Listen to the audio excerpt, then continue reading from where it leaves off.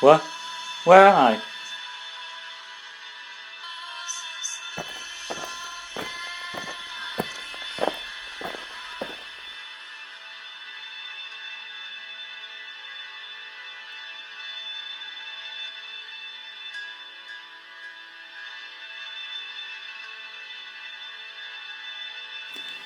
Wait, you were there. Are you? Oh God, you've killed him, haven't you? Huh. Who are you? Don't you recognize my face?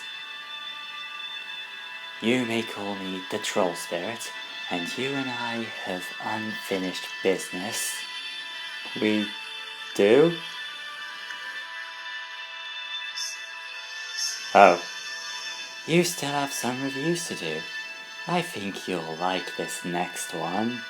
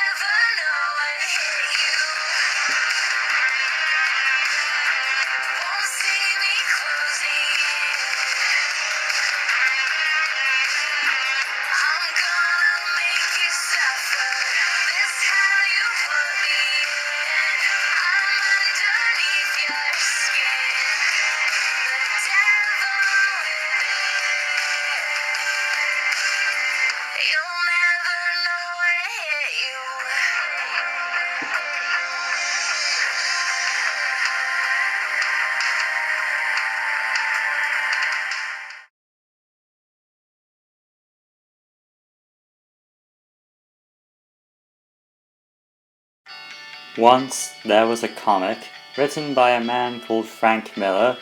It was about an aged Batman in a hellish Gotham who came out of retirement to save the city once more. It became a classic, and its influence can still be felt today. And then Frankie made a sequel 17 years later, and it sucked. Hi everybody, I'm the Tom on the internet, and today we're looking at The Dark Knight Strikes Again. Pray for me.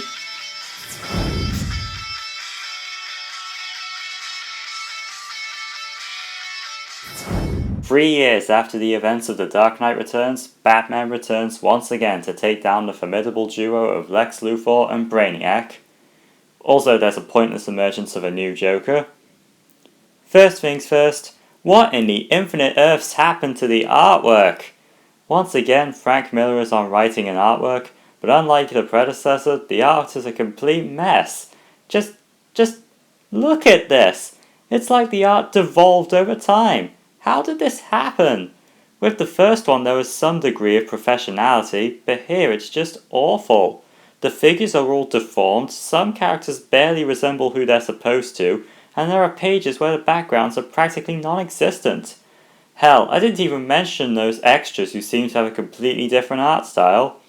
I'm sorry, I just can't believe that I'm looking at a professional book from a prestigious comics company. I've been happy on the artwork, but to be honest, the writing's not much better. This story is just a mess.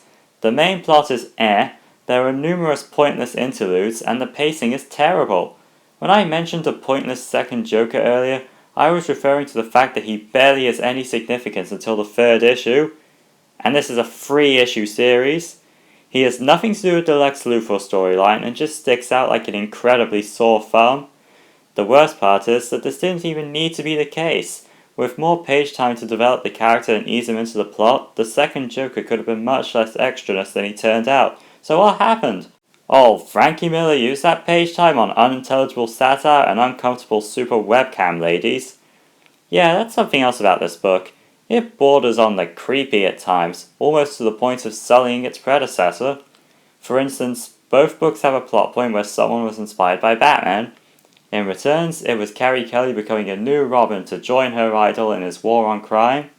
In Strikes Again, it's superhero-themed camera girls. Seriously folks, what happened here? It's almost hard to believe that this was created by one of the most renowned comic writers of all time, whose works influences the medium to this day. Personally, I think this book could have turned out good if Frankie Miller just wrote and drew with his hands instead of, well, you know. God, this book just irritates me the more I think about it. Are there any positive things I could say about it? Well, the story itself has potential. A major rewrite could turn this garbage into a decent Batman story.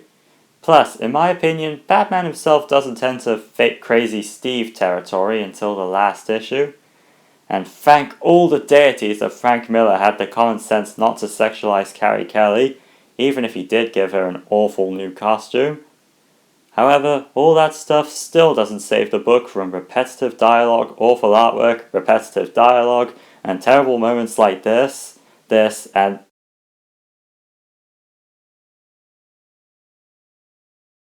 Okay, that's it, I'm done here. In conclusion, this comic sucks and it deserves all the burnings in the world. I'm the Tom on the internet, and Singing Us Off Tonight is a little something that perfectly conveys the rage I felt reading this garbage.